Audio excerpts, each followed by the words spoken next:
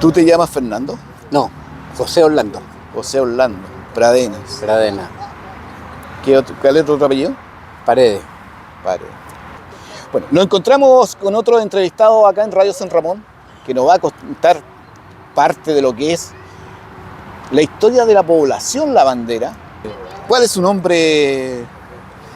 Yo te conozco como el Nano. Mira, mi nombre es José Orlando Pradenas Paredes. Bueno, Nano es una historia política. ¿Por qué? Porque mi nombre político era Nano. Cuando estuve en el aparato clandestino del partido. Cayó preso mi hermano y fueron a avisar a la casa que el hermano Nano estaba preso. Y mi mamá no pensó nunca Que era Julio.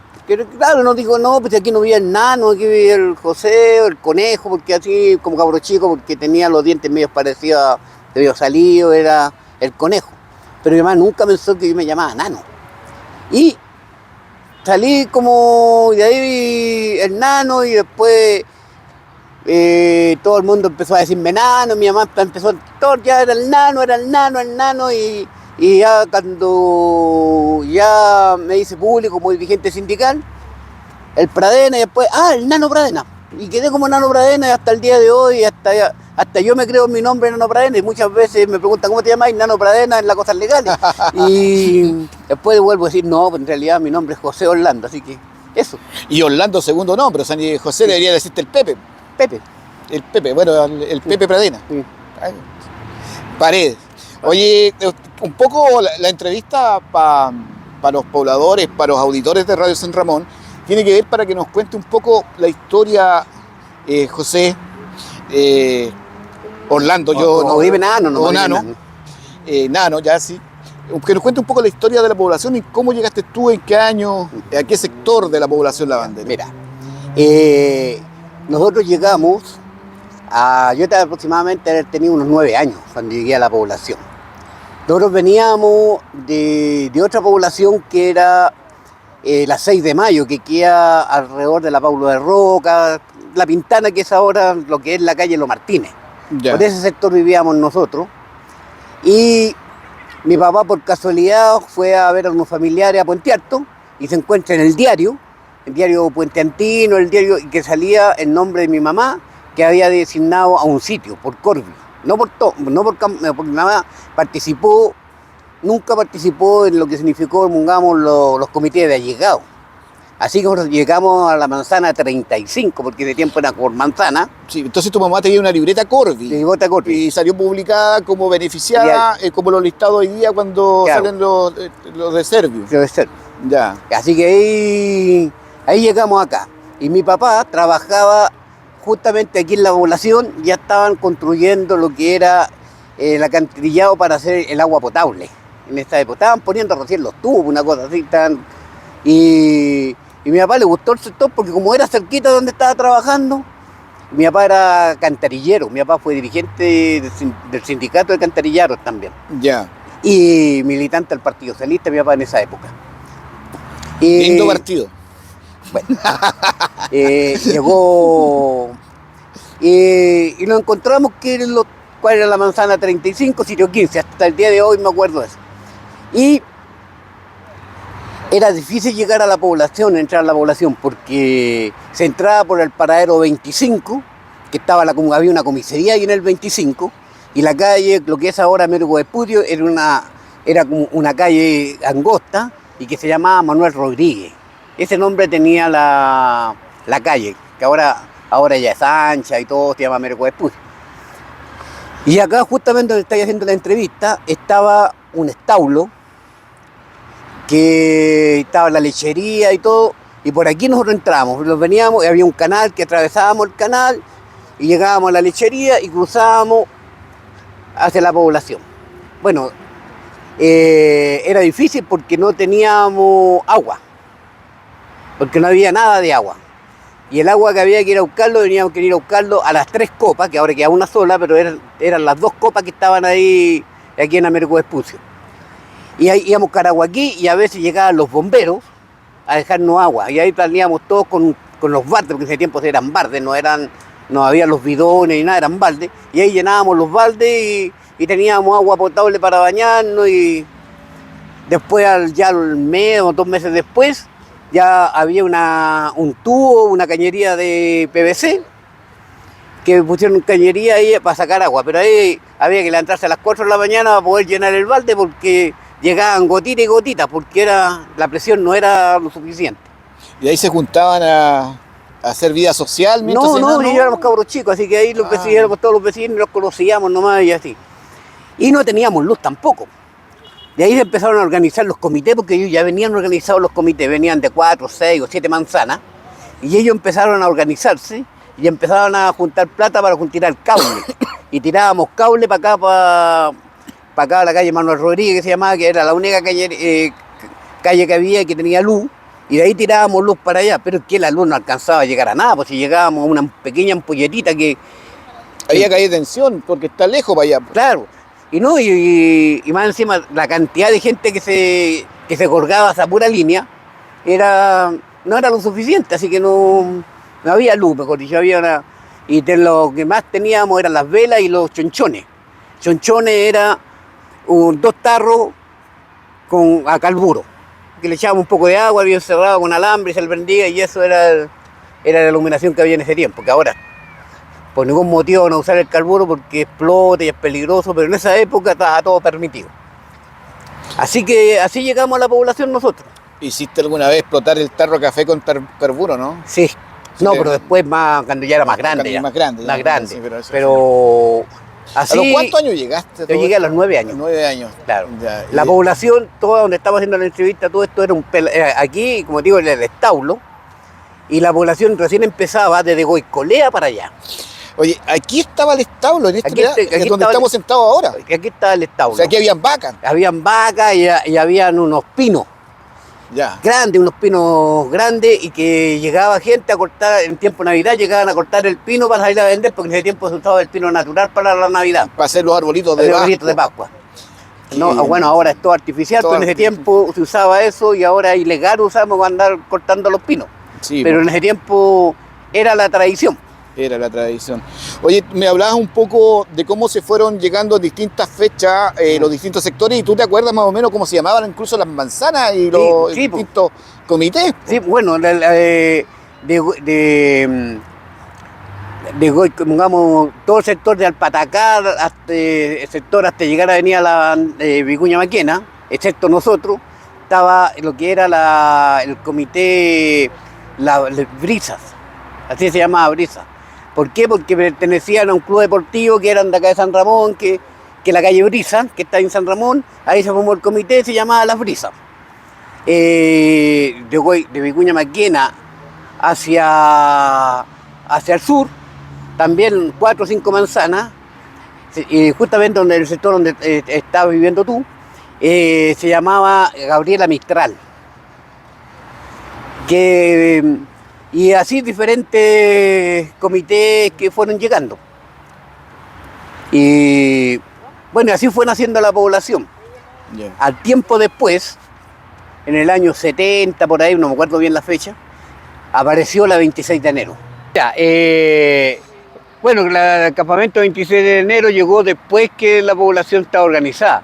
Lo que se celebra la 26 de enero ahora es una cosa, pongamos, que fue una envidia que nos dio a nosotros, a dirigentes sociales de esa época, que en la población Yungay se hizo el primer aniversario de la población Yungay en tiempo de dictadura. Y acá se nos ocurrió con nuestros compañeros, con el Pato Peluquero, que hoy día no está, el Pelado Lucho, que era militante del Partido Comunista, y otros compañeros, se nos ocurrió hacer el aniversario en la población justo en la fecha de la 26 de enero. Y tocó justo la casualidad que llegaron compañeros de hacer trabajo voluntario de la FECH, de la Universidad de Chile, que llegaron acá a la población por una semana a hacer trabajo. Y ahí hicimos el primer aniversario masivo de la 26 de enero como aniversario de la población.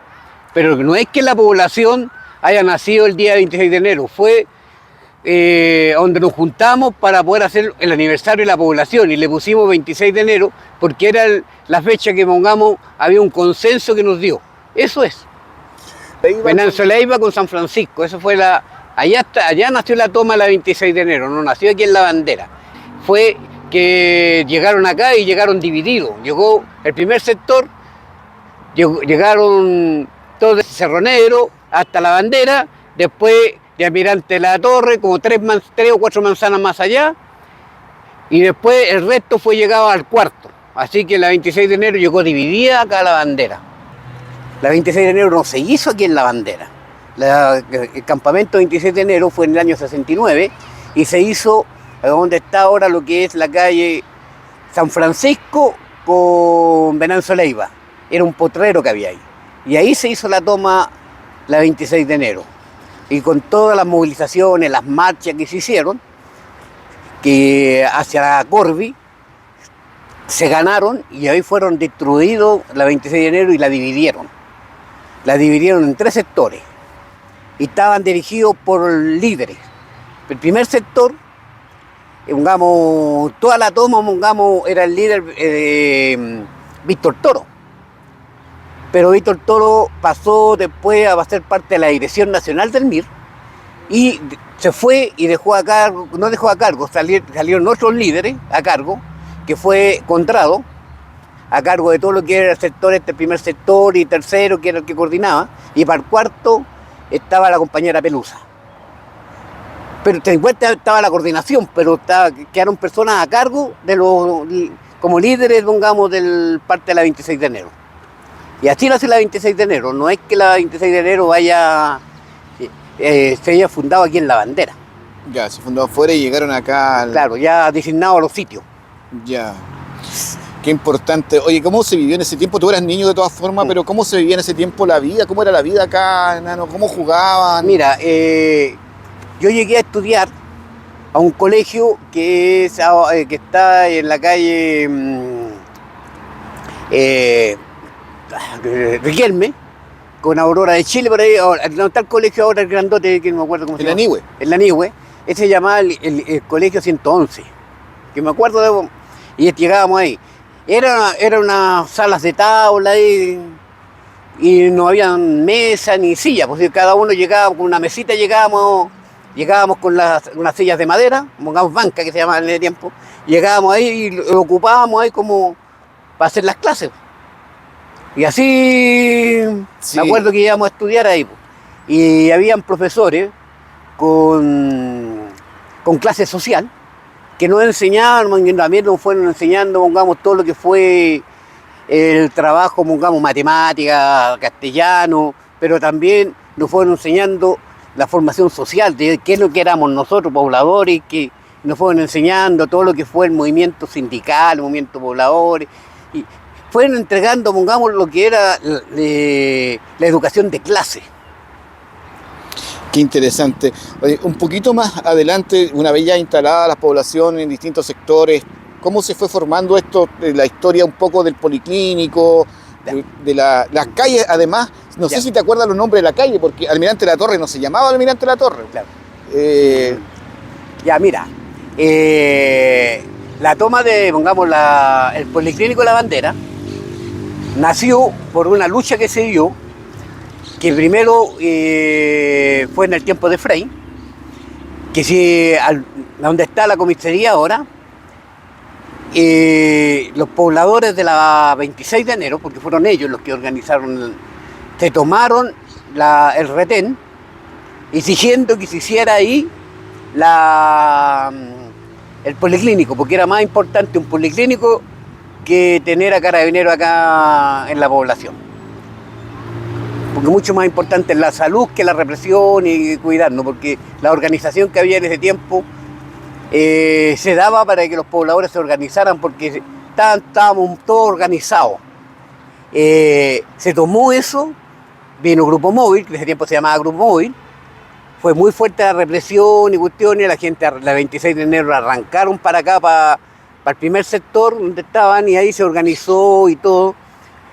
Y eso significó que muy pronto empezaron a construir el policlínico. Y el policlínico, se lo agradecemos, pongamos, finalmente fue a la 26 de enero, porque fueron ellos los que bajo esa lucha, bajo esa presión, se hizo el primer policlínico aquí en La Bandera. He escuchado harto que sí, ese policlínico fue un logro importante dentro de lo que se estaba haciendo en la instalación de la vida social y de la población de acá de La Bandera. Nano, de los dirigentes que habían en ese tiempo, ¿tú recuerdas cómo los veías? Porque tú eras un poco menor, ¿cómo veías a los dirigentes en ese tiempo? Mira, yo me acuerdo de que nosotros con mi hermano nos arrancábamos acá al hoyo, porque lo que era ahora el policlínico era como un hoyito que había, porque antiguamente había sido un tranque. Cuando llegamos ya no existía ese tranque, pero sí estaba el hoyo. Y veníamos a jugar acá y veíamos cómo se organizaba la gente la 26 de enero, y ahí nosotros nos gustó la idea y empezamos a participar con ellos también un poco.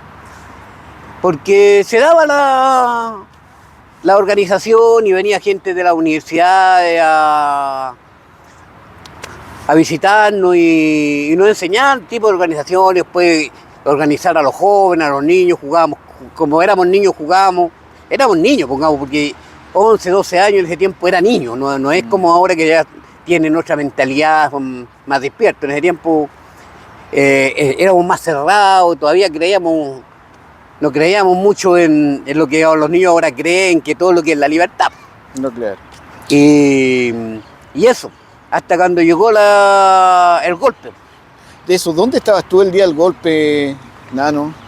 Mira, yo en el golpe, te voy a contar un poquito. Acá habían dos tipos de organizaciones. Primera organización era organizada por el Partido Comunista y el Partido Socialista en algunas manzanas donde no figuraba la 26 de enero, que era la JAP. Y después había otra organización que era efectivamente delicada por el MIR, que era la Canasta Popular, que eran dos tipos de repartición de alimentos. La JAP repartía como grupo familiar, repartía la mercadería que llegaba. Y la canasta familiar era según la cantidad de gente que vivía como familia. Si uno tenía 5 niños, le tocaba más que a otra familia que le tenían 2 niños. No, claro. Era para ser más justo. Era más justo. Pero también, como era una lucha política, se daban eso. Por ejemplo, en mi casa se generó un conflicto, porque a mi mamá le gustaba más la cosa de la canasta popular y mi papá era dirigente de la JAP, acá en La Bandera. Y para el día del golpe, ahí me tocó, pongamos, encontrarme en una cola. Porque nosotros después nos organizamos, como ya éramos más grandes, yo ya tenía como 13 años, y salíamos a hacer las colas del pan. Íbamos a diferentes panaderías, por ejemplo, las panaderías cercanas que habían acá, era una que está en el 27, con Vicuña Maquena. La otra, ahora no existe esa panadería donde está el liceo pero todos los liceos que están por Vicuña Maquena. Ahí había una panadería. Ya. Y la otra panadería era la panadería La Granja, que también existe todavía. Que eran las más cercanas y también nos pegábamos un pique de repente para allá, para Franklin, para cualquier lado. Pero la idea era conseguir pan, para llegar con pan para la casa. Y ese día a mí me pilló justamente aquí en el 25, haciendo la cola con los amigos. Nos encontramos tipo 9 de la mañana, nos venimos a enterar que había un golpe. Nosotros tampoco sabíamos que no era un golpe, porque claro, ya tenía un poco de idea, porque ya lo habíamos vivido el tancazo. Y como niños tampoco cachábamos mucho, pero ya sabíamos lo que significaba que los milicos querían tomarse el poder. Y ahora esperábamos que iba a aparecer nuevamente un PRAC y que iba a defender a Allende y eso, nunca nos imaginábamos eso. Bueno, compramos el pan, al ratito vimos pasar los milicos disparando, las tanquetas y cuestiones, porque finalmente los milicos de acá de la Fuerza Aérea, porque era lo más fuerte que había militarmente en esta zona. Y llegamos a la casa y recién mi mamá preocupada, empezamos a sentir después como a las 11 de la mañana o menos, empezamos a sentir los bombazos. Y que fue, digo 11, pero en realidad fue más tarde, digamos, que fue cuando empezaron a bombardear La Moneda. Y ahí empezábamos a escuchar la radio. Y ahí en la radio empezaron a transmitir y ya se terminó la radio Magallanes, que es la que escuchábamos nosotros. Y se acabó la transmisión y iba a poner pura música militar y a los milicos a dar órdenes, bandos y cosas. Y nos llegaba mi papá. Mi papá recién llegó como a las 5 de la tarde con un amigo que no alcanzó a llegar a su casa y que llegó a dormir a la casa, que al otro día tenía que irse. Total, tuvimos 3 días con el compañero ahí en la casa porque hubo toque de queda y nadie se podía mover para ni un lado. Y eso, así viví los primeros días de la toma. Del golpe. Del golpe militar. Sí.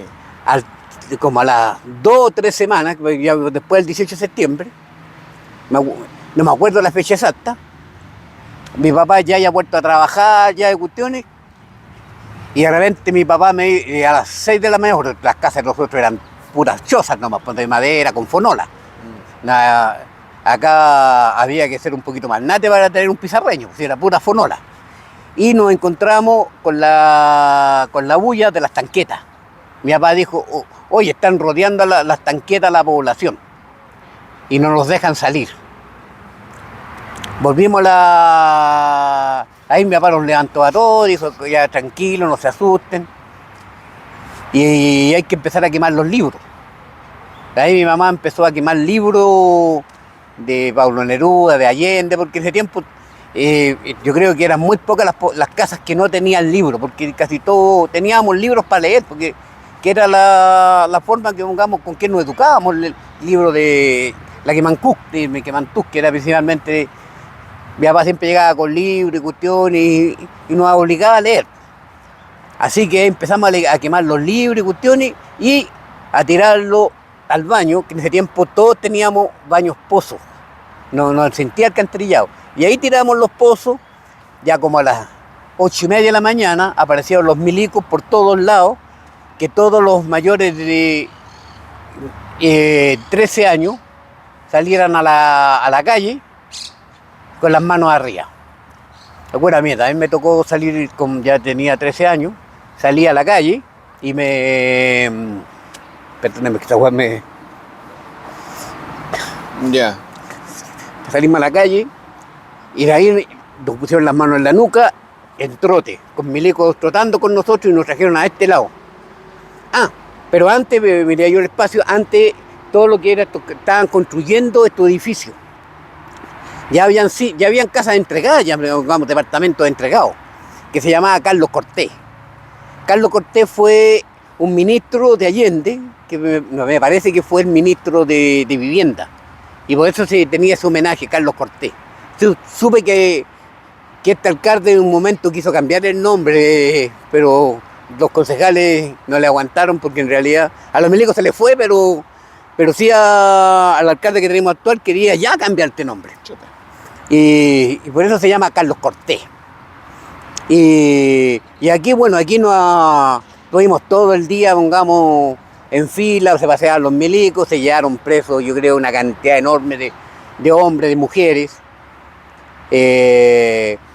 A los más jóvenes nos hacían trotar ahí mismo, que trotábamos, hacer sapitos, y cuestiones, para entretenerse ellos. No, una consulta. No. A ustedes los sacaron, eran niños, a los papás ya más grandes los trajeron a todos para acá, a todos para acá.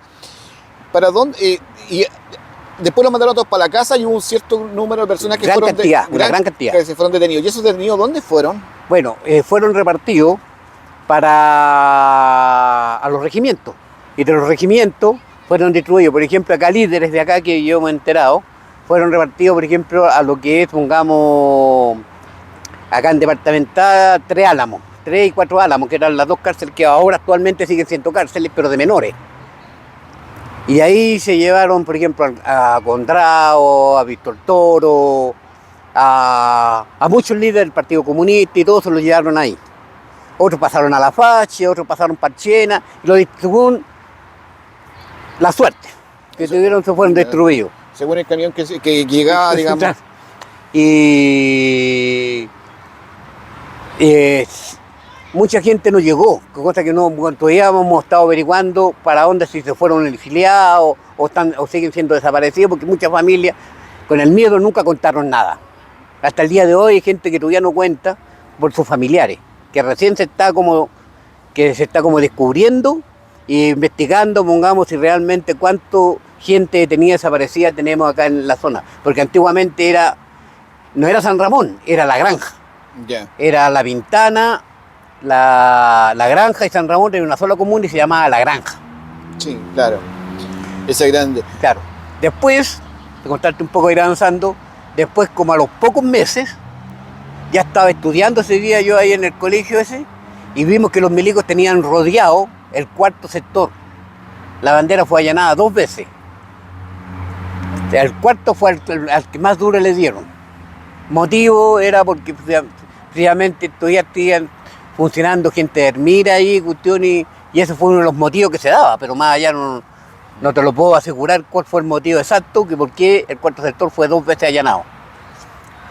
Y estamos hablando de eso del mismo año del golpe, meses... El mismo, después fue como a los 3 meses, 4 meses. Y después, bueno, después hubieron allanamientos selectivos.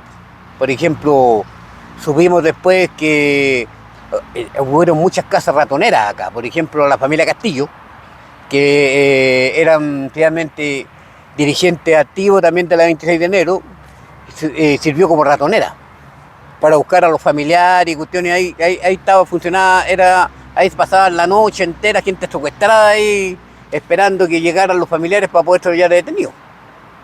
El Contreras, Krasnov, todo. Llegaban a donde la familia Castillo porque esa casa fue ratonera y no fue la única, hubieron muchas dentro de la bandera.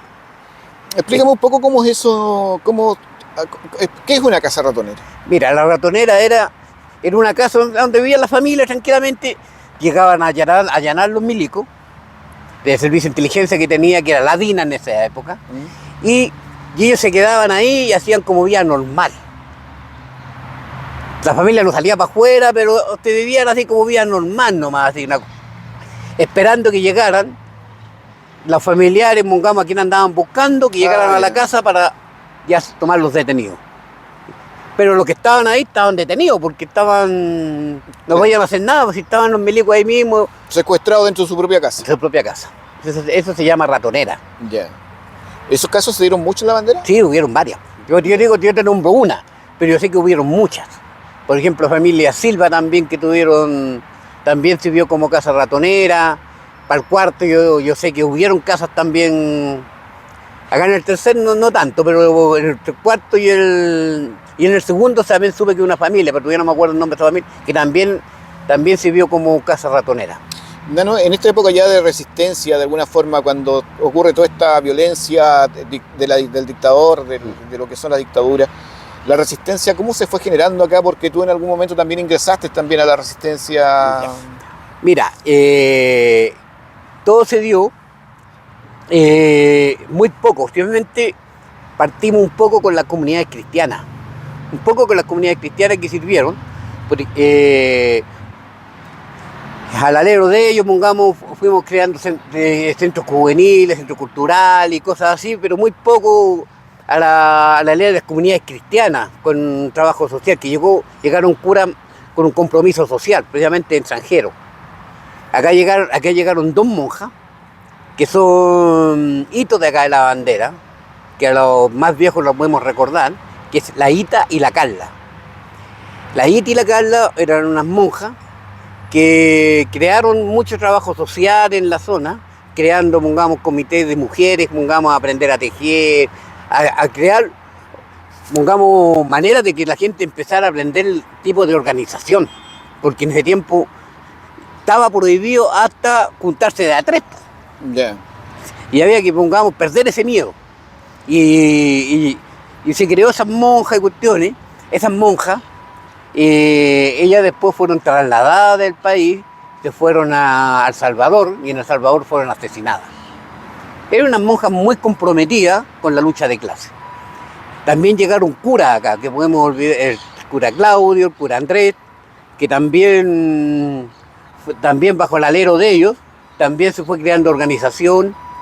Y yo ya, en esa época, yo ya estaba militando en el MIR, cabro chico, y me designaron a trabajar acá en la bandera a crear las compras juntos. Compras juntos era que nos juntábamos, diferentes familias, decíamos vamos a juntar entre todos, vamos a comprar un saco de azúcar, un saco de arroz y cuestiones, y comprábamos por mayor y después lo repartíamos. Eso se llamaba los compras juntos. Y que se fue dando y en muchos sectores, obviamente eso estaba liderado obviamente por Manuel Vergara, el padre de los hermanos Vergara. Y eso fue dando tipos de organización, gérmenes de organización. También nos ayudaron mucho en ese tiempo. Los otros cristianos, que son los cristianos, pongamos, están en el cuarto, lo que hay una iglesia, que son los luteranos. Los luteranos también ayudaron mucho en ayudar tipos de organización. Bueno, hasta el año 80 y... me parece que 81, 82, no me acuerdo bien la fecha. En la zona sur general se generó una toma de terreno organizada por Esmir, que fue la primera toma que se hizo en dictadura y que se hizo en La Bandera, que se hizo justamente donde está ahora el Policlínico Gabriela Mistral, la plaza de Miguel Enrique, en todo ese sector, porque en ese tiempo no existían las Casas Blancas. La única población que existía, que ya se la habían tomado los milicos, se la tomaron porque en realidad nadie pidió permiso, nadie. Los milicos construyeron la aviación, construyeron unas casas que están en la Almirante de la Torre, ese sector era de la aviación. Estaba protegido por ellos, pero todo lo que más eran las canchas, y ahí se quiso la primera toma, que fue la toma del 26 de octubre. Esa fue una toma muy represiva, que esa toma, la gente que alcanzó a arrancar, se arrancó a la capilla, porque había una capilla ahí donde está la Junta de Vecinos actualmente del cuarto sector. La 3D, donde está la Junta de Vecinos 3. Claro, de ahí se hizo la capilla, y ahí llegó la gente, y ahí la gente sobrevivió varios meses, cuestiones hasta que tipos de organización, de lucha, les entregaron algunos sitios que se fueron de la población. Bueno, yo perdí contacto de esa gente. Esa fue la primera toma que se organizó en la población. Y ya se empezaron a organizar también las ollas comunes. Aparecieron gérmenes de ollas comunes, realmente en la capilla, en el cuarto sector, por la hambruna de los 80, que cuando ya vino el quiebre de toda la industria nacional, empezó a haber mucha hambruna, apareció la empresa, pongamos, populares, que era creada por el dictador, que fue el PEN. Después del PEN vino el POC, y después vino el PIN, que me acuerdo de que fue otra, pero ya, el tiempo en el PEN y el POC, la gente solamente trabajaba, no alcanzaba esa plata ni siquiera para el pan. Y se empezaron a crear las ollas comunes, y ahí se hizo la primera olla común en el cuarto sector, que ahí aparecieron algunas líderes, que fue gente, pongamos, por ejemplo, las dos Racas, que ya están fallecidas, que es la Raquel del Moño y la Raquel Flaca, que eran las dos viejas. Más aparecieron gente, por ejemplo, la Patito, gente que se fue, que ya tenía que ya perdió el miedo ya, y que se estaban organizando y fueron formando la primera toma de conciencia, junto Claro. con los juveniles. Hasta el 83, que se hizo la primera, porque había muy poca organización, aquí no existía organización, por miedo. Hasta que se generó la primera protesta nacional, porque fue protesta nacional, que fue organizada por el cobre, por los trabajadores del cobre, en manos de Guillén. Y aquí se dio cuenta la explosión de la población, la hambruna que había, y la gente salió toda a la calle, bueno, a nivel nacional. Nos tomamos las calles con barricadas y cuestiones, y ahí recién empezó el tipo de organización, un poco de general. Y empezaron a crear los centros culturales, centros juveniles, y empezamos a tener más conciencia social. Hasta cuando vino también la explosión del POC, que nació en Pudahuel, pero que se generó aquí en lo que fue la granja, porque era la granja, se generó todo lo que fue la explosión del POC, y ahí ya nacieron las ollas comunes ya más masivas en todos lados. Y así se fue el tipo de organización en la lucha, pongamos, que se fue dando al principio de la dictadura. En ese tiempo, el año ya 85, 86 ya fueron insostenibles el movimiento social para la dictadura militar, y luego se busca una salida más democrática, finalmente un poco pactada entre la gente política de ese tiempo, porque yo te digo la cantidad la lucha estaba desatada por todos lados, había que, con el hambre la gente se daba toda una lucha, un poco enano, y también una cantidad enorme de muertos, porque la represión era muy cruel. Un poco en eso, tú recordando un poco a los dirigentes, no sé, los dirigentes de esa época, de la época de las capillas, ¿tú recuerdas algunos nombres? Sí, pongamos a Iván, que está fallecido, que fue un líder, pongamos, joven, que le gustaba estar manejar las cosas en las ollas comunes. Teníamos también, bueno, las dos racas, teníamos bueno, que los nombres me recuerdo, que he perdido la memoria, pongamos los nombres, justamente porque en tiempo de dictadura nos metimos tanto el chip que no acordarnos de nombre, que hasta el día de hoy me pasa, todavía lo tengo metido como cosa de no acordarme nombre. Por ejemplo, hasta a ti de repente te veo y no me acuerdo el nombre tuyo, porque el chip es tan fuerte que los metimos que se nos olvidan los nombres, aunque uno sabe cómo se llama, pero no lo puede nombrar, algo me pasa. Y pues los nombres no me puedo acordar, de repente no me acuerdo. Oye, eso parece, mira, un poco parece un chiste el tema de no acordarse los nombres de los compañeros, pero es algo real. Ustedes en el grupo, digamos, más del MIR, los grupos más de izquierda que fueron más reprimidos, y en algún momento también se fueron educando en torno a lo que era la tortura, la forma que tenía el régimen de sacarle información. Ahí había un curso que se llamaba el DIT, Detención, Interrogación y Tortura, en el cual efectivamente hacían el curso era cómo olvidarse los nombres de los compañeros en el momento de ser interrogados. O sea, hubo también preparación de los grupos de izquierda en función de lo que era la represión. Sí, mira, sí, hubieron muchos cursos, muchas cosas, pero en algo sirvió y en otra cosa era imposible. Yo te digo, hasta el día de hoy se ha generado en muchos lados y, gente que dice, no me meto con este porque un sapo se quebró, denunció cuando cayó preso y acusó a tal compañero. Yo creo que hay que estar en el momento de la tortura, que fueron terribles, para ver cuánto uno aguantaba. Yo sé que gente que cayó detenida que se quebró, porque la tortura era demasiado fuerte y nosotros teníamos algo, digamos, los miristas, obviamente, yo creo que no solamente los miristas, sino todos los militantes de izquierda revolucionaria, teníamos una cosa de tratar de aguantar mínimo 24 horas, de aguantar la tortura 24 horas, para darle tiempo a que los otros compañeros pudieran saber que estabas detenido y pudieran replegarse. Porque la tortura era muy difícil aguantarla. De alguna manera te quebraban, por último, a las mujeres las violaban, a los hombres los violaban, diferente. Usaron niños también para poder, a las mujeres le llevaban, secuestraban a sus niños y cuestiones, y le decía, bueno, hablá, yo no hablá, y no quería hablar, bueno, a tu hija la vamos a violar, o la vamos a hacer. Niñas de 7, 8 años, imagínate, qué madre va a querer aguantar que tu hija pasen esas tremendas torturas. Aunque tengáis la conciencia política que tengáis, primero uno es humano. Y nadie va. Y eso, por digo, cantidad de tortura, corriente, cantidad de. Y por eso te digo yo, hasta el día de hoy, yo no puedo apuntar a nadie de decir, tú fuiste sapo, te quebraste, algo así, porque hay que estar en el momento de la tortura.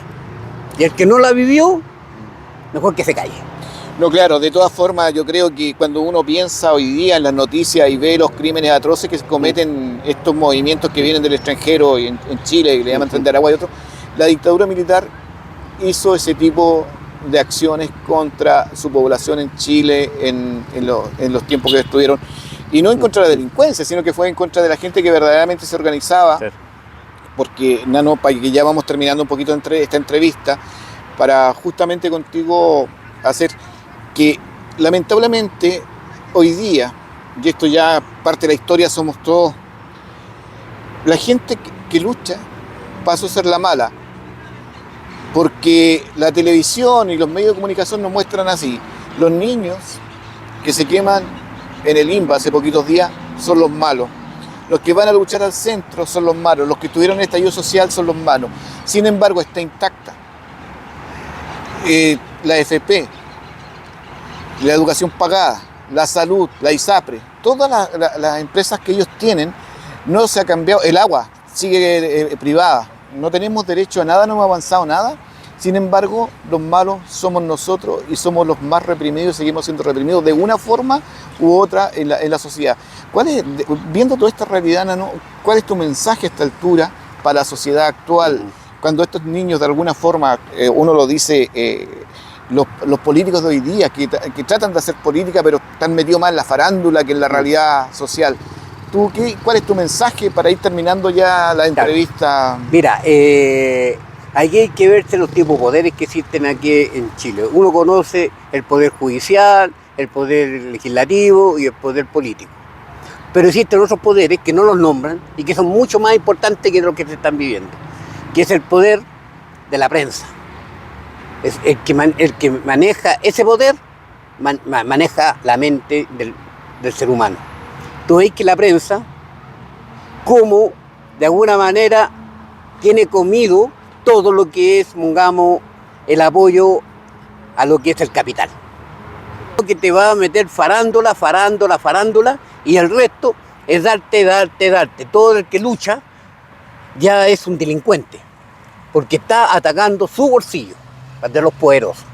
Y por eso y es lo que tenemos que aprender hoy día, es volver a organizarnos en diferentes formas. Por ejemplo, los estudiantes en sus colegios, los jóvenes que ya en las universidades, en los barrios, los trabajadores ya aprender el miedo y tratar de organizarse en los sindicatos, y es generando educación política, porque eso nos hace falta. Por eso nos han zumbado, por eso nos han hecho mierda. Hoy día, en los plebiscitos, pongamos, de la nueva Constitución, cómo vimos la ignorancia de nuestro pueblo. A mí me tocó ver vecinos que decían: yo voy a votar rechazo porque los comunistas nos van a quitar las casas. Y yo quedaba mirando, ¿qué casa te van a quitar a ti si tú estás arrendando? Y estaba cuidando, ¿por qué? Porque su patrón tiene 2 o 3 casas y que con mucho esfuerzo ha tenido 3 o 4 casas.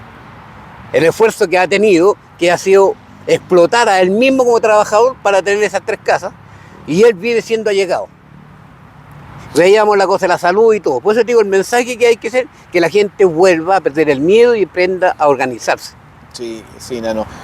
Yo creo que lo que tú dices parece casi una arenga política, pero tiene mucha razón en el sentido de que si tú tienes un hijo hoy día, todos estos jóvenes que nos puedan escuchar a lo mejor, o los papás, tienen que pensar en lo siguiente: ¿cuánto es el sueldo mínimo? Pueden ser, no lo sé, pueden ser 500 lucas, 540, ¿no? 510 más o menos. 510.